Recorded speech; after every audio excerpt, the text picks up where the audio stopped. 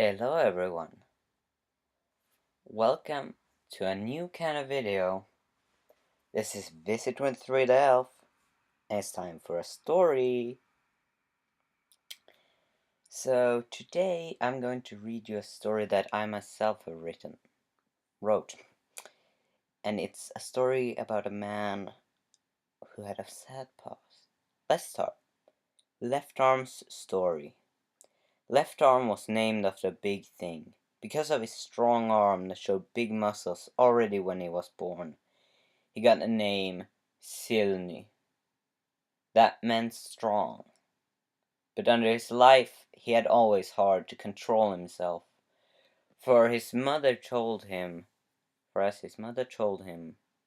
you have a strong arm, but to control that arm, you need more wisdom. And he learned, but one day when he was 11 and hadn't hit anyone for a month, and ran to tell his father, he had got to his room to find him dead on the bed, with a larva in his chest.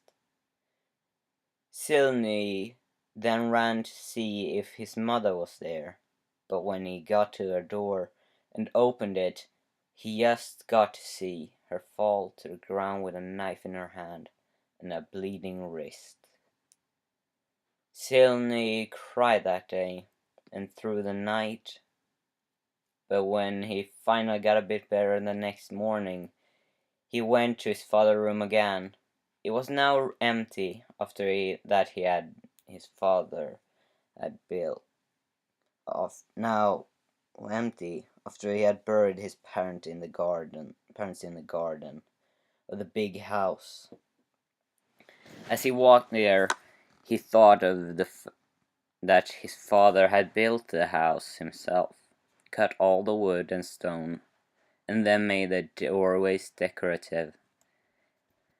But he was now gone.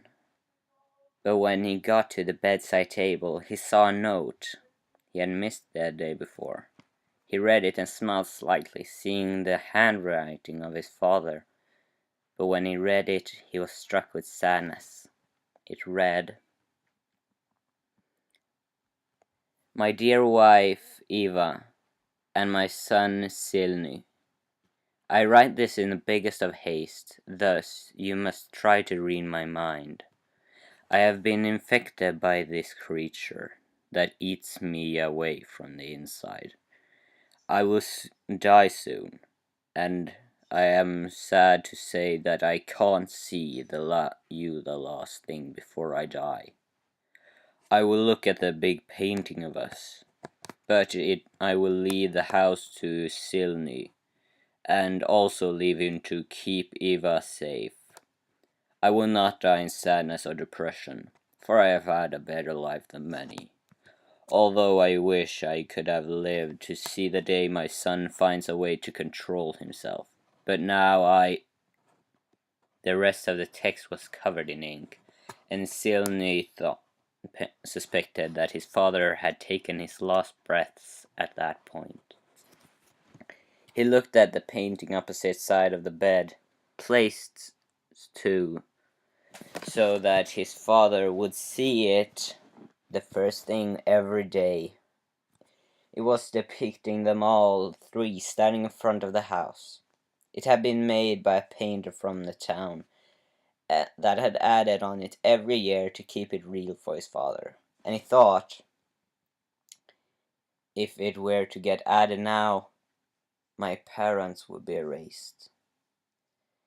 He took the note and put it in a bag at his belt, and then walked to his mother's room to look if he had missed something there too. And he had. He found his mother had also left a note. As he read it, he had to stop many times, because his eyes filled up with tears.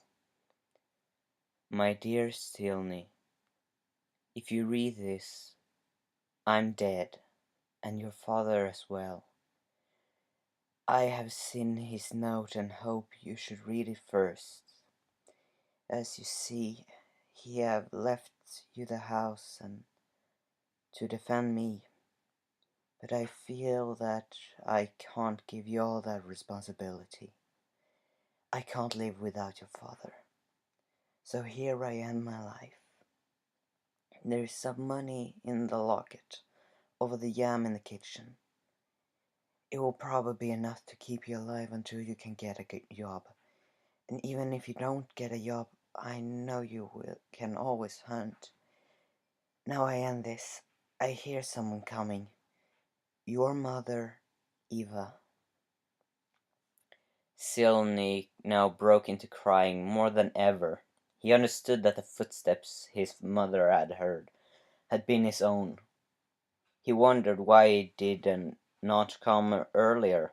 He blamed himself, but put the note into the bag with his father's note, and walked to the kitchen and found the money in the locker. It was not much, but it was full of his mother's love for him. He was about to take it when he stopped himself. He closed the locker and walked to his father's room and got the house key. Then he walked to his mother's room and took the rings that his parents had worn, but that he had taken off them when he buried them hand in hand. He put his left ring them on his left ring finger and looked at them for a while before walking to a mirror in his room. He hit it with his left hand and let the shards cut into his arm as it broke into small pieces. He took up a shard and aimed for his arm, his big blood veins standing out of the blood. But right before cutting, he threw it into the wall and fell on his bed. He lay there talking to an imaginary creature that was part of the doorway. What will I do now, my friend? My parents are gone. But I'm still only 11, I can't get a work. And the creature replied, You should vow at your parents' grave for your father always get stronger, and to your mother never to hit someone without a purpose. Then what? Shall I leave this place? My only home? He asked. You must do so. The village will soon know of your parents' death, and then they will try to take you away, It told him. But what will be of the house? Will you protect it? Silny asked, worried that his father's work would be lost. I will, the doorway told him. Then it was silent, even for Silny.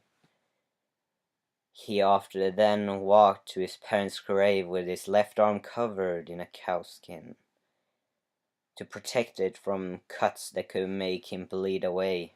He vowed to his parents and told them all would be good. Then he left, still seeing, still hearing, still in grief. But the house stood. The doorway kept its promise. No one ever entered it. And one day, Silny will return, they say, to claim his father's spot. Written the 23rd in 11, 2014. Thanks for listening. This is a story written by me, and I hope you enjoyed what you heard. The names Silny and Eva is Russian. Silny and they respectively mean strong and willow. Special shout out to Lady Leave, who helped me find this. Bye.